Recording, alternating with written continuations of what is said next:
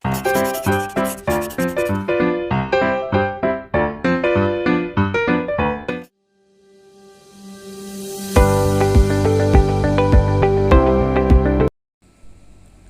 kali ini kita akan membahas mengenai promosi produk hasil usaha makanan internasional.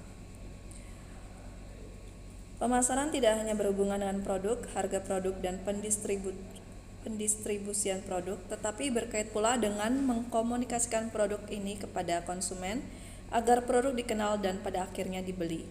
Untuk mengkomunikasikan produk ini perlu disusun strategi yang disebut dengan strategi promosi. Video kali ini kita akan membahas mengenai promosi produk hasil usaha makanan internasional. Pemasaran tidak hanya berhubungan dengan produk, harga produk, dan pendistribusian produk, tetapi berkait pula dengan mengkomunikasikan produk ini kepada konsumen agar produk dikenal dan pada akhirnya dibeli. Untuk mengkomunikasikan produk ini perlu disusun strategi yang disebut dengan strategi promosi yang terdiri dari 4 komponen utama, yaitu periklanan, promosi, penjualan, publisitas, dan penjualan tatap muka. Yang pertama akan kita bahas mengenai periklanan. Merupakan sebuah bentuk komunikasi non-personal yang harus memberikan imbalan kepada sebuah organisasi atau dengan menggunakan media massa.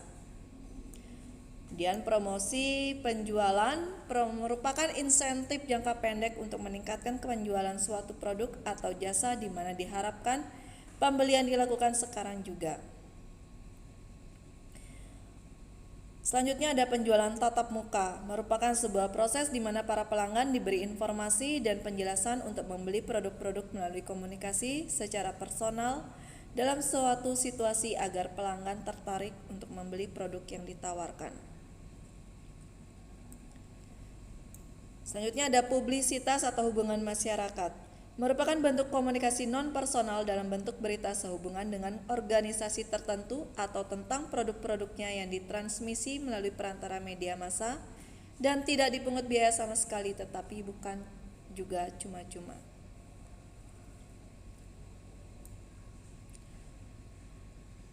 Selanjutnya untuk tujuan promosi.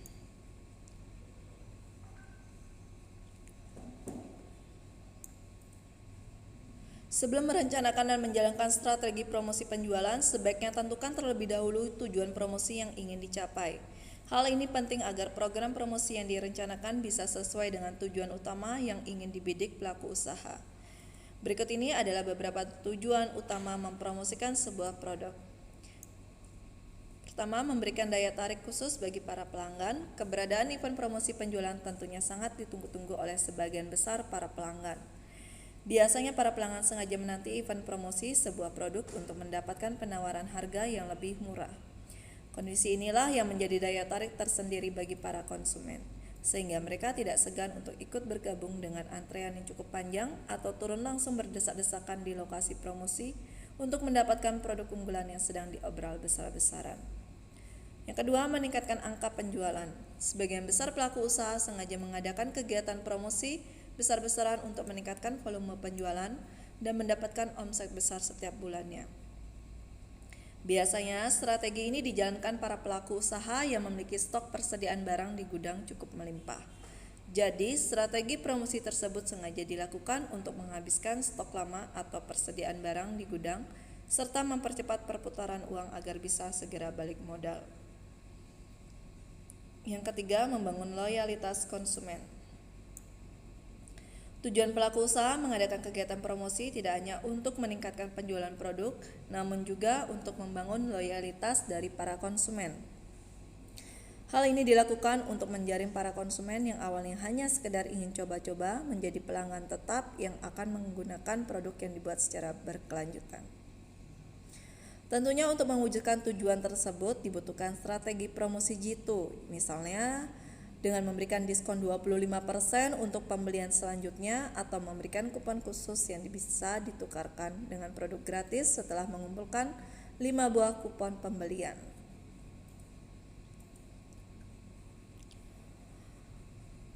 Selanjutnya kita akan bahas mengenai manfaat promosi. Promosi perusahaan memang sangat penting karena mempengaruhi hasil penjualan suatu produk atau barang, dan tentunya itu sangat berdampak besar terhadap berlangsungnya aktivitas suatu perusahaan. Berikut ini beberapa manfaat lain dari adanya kegiatan promosi, yaitu mengetahui produk yang diinginkan para konsumen, mengetahui tingkat kebutuhan konsumen akan suatu produk, mengetahui cara pengenalan dan penyampaian produk hingga sampai ke konsumen, mengetahui harga yang sesuai dengan kondisi pasaran, mengetahui strategi promosi yang tepat kepada para konsumen, mengetahui kondisi persaingan pasar dan cara mengatasinya, menciptakan image sebuah produk dengan adanya promosi.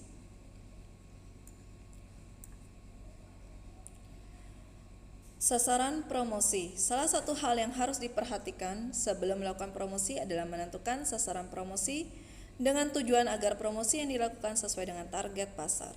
Berikut ini 5 kiat yang dapat membantu dalam melakukan promosi sehingga tepat sasaran. Yang pertama, tentukan target pasar. Langkah ini merupakan langkah pertama atau dasar dari segala bentuk promosi. Pelaku usaha harus cermat dalam melihat siapa saja konsumen kita sehingga kita menyesuaikan apa saja yang akan kita sampaikan. Bagaimana penyampaiannya, kapan dan di mana kita bisa mempromosikan bisnis kita. Yang kedua, tentukan tujuan promosi. Menentukan tujuan promosi dilakukan untuk mengetahui langkah yang akan diambil. Wirausahawan makanan internasional bisa mengambil promosi dengan menawarkan berbagai produk yang paling banyak diminati. Promosi dengan menampilkan diskon tertentu atau bahkan kita bisa memilih promosi dengan mengenalkan produk teranyar dari bisnis kita. Yang ketiga, buat isi pesan yang menarik. Konsumen akan sangat melihat dengan teliti pesan yang terkandung dalam promosi yang kita lakukan. Isi pesan dalam promosi sangat penting karena dalam penyampaiannya menentukan minat atau ketertarikan konsumen terhadap produk yang kita tawarkan. Pesan yang diambil dalam melakukan promosi harus dicermati sehingga penggunaannya dapat dengan jelas maksud dan tujuannya. Yang keempat yaitu pilih sarana promosi. Sarana promosi ini harus dicermati agar konsumen sebagai target kita mengetahui dengan mudah isi pesan yang kita sampaikan. Terdapat 2 sarana dalam melakukan promosi yaitu personal dan non-personal. Promosi personal ini dilakukan langsung berbicara dengan konsumen baik tatap muka ataupun via telepon. Cara ini dianggap paling efektif melihat konsumen dapat bertanya langsung tentang apa saja yang dibutuhkan dan informasi yang diberikan lebih jelas dan lengkap. Sedangkan promosi non-personal dapat melalui media sosial. Cara ini merupakan promosi berupa iklan yang dalam pengemasannya sebaiknya sangat atraktif atau menarik agar mengundang konsumen untuk mengetahui lebih dalam produk yang ditawarkan. Yang kelima yaitu buat anggaran promosi. Kegiatan promosi tentunya memiliki anggaran tersendiri. Kegiatan promosi ini bertujuan untuk meningkatkan pemasukan dari bisnis yang kita jalani. Jadi anggaran promosi ini harus berbuah keuntungan lebih bagi bisnis kita di kemudian hari.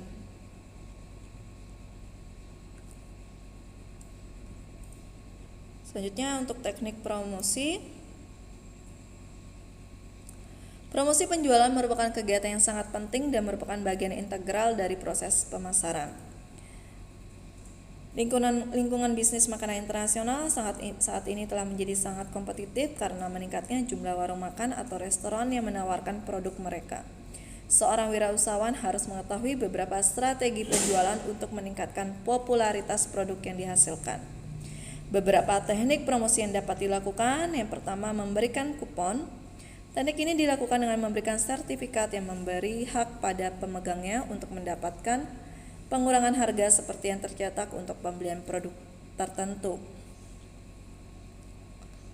Kemudian yang kedua, potongan harga. Teknik ini dilakukan dengan memberikan potongan harga langsung di tempat pembelian. Biasanya potongan harga berkisar dari 10% sampai 25%. Kemudian ada promosi spesial. Teknik ini dilakukan dengan memberikan barang dengan biaya yang relatif rendah atau gratis sebagai insentif untuk membeli produk tertentu.